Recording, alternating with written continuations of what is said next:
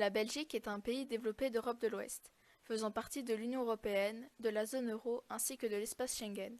C'est un accord entre 27 États européens qui garantit l'ouverture des frontières et permet le libre-échange, très bénéfique au commerce extérieur. Commençons par les exportations de la Belgique. Les exportations tiennent une place primordiale dans l'économie de la Belgique. En 2018, elles représentaient 87,93% du PIB. Dans notre pays, un emploi sur 6 dépend des exportations de la Belgique et de ses partenaires européens. Soulignons que 34% des exportations sont composées de valeurs ajoutées étrangères. Que ce soit pour des produits finis ou semi-finis, la Belgique n'exporte donc pas uniquement des produits de source entièrement belge. C'est le cas par exemple pour les industries pharmaceutiques et les carburants.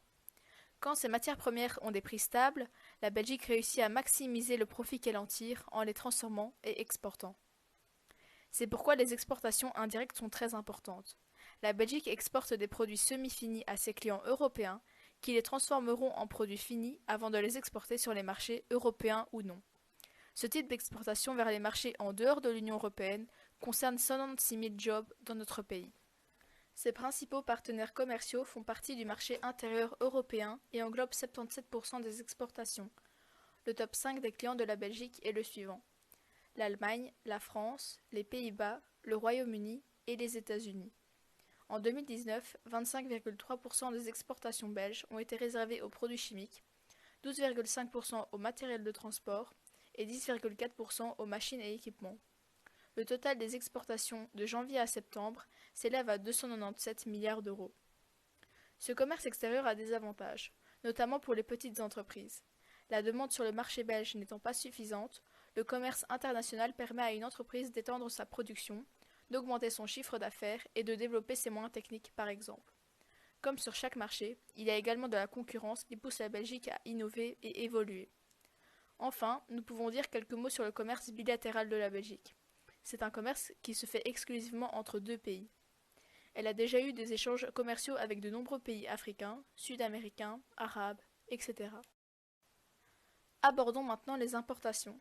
La Belgique échange avec de nombreux pays du monde entier et ses 5 premiers importateurs sont les suivants: Pays-Bas, Allemagne, France, États-Unis et Irlande.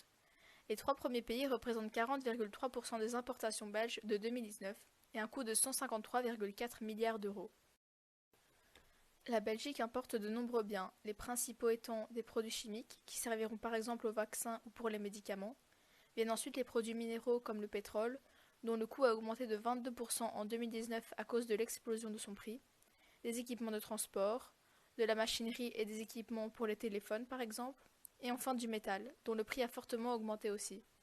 Notre pays se fournit en de nombreux autres types de produits, comme du diamant d'Angola, du biodiesel d'Argentine, du charbon d'Océanie, etc. La Belgique importe et exporte aussi beaucoup de services, comme les services de voyage, communication, transport. Ces échanges se font principalement avec les mêmes pays avec lesquels se font les échanges de biens.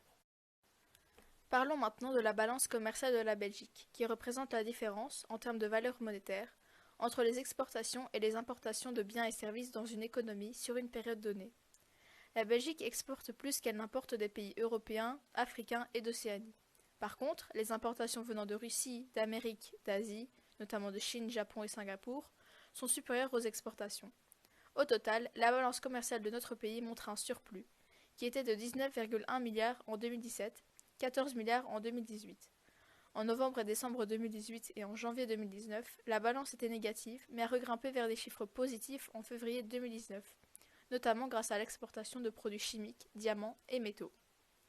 Aujourd'hui, en 2020, l'économie est bouleversée à cause du confinement destiné à stopper l'épidémie de coronavirus. Les impacts sur les entreprises sont conséquents.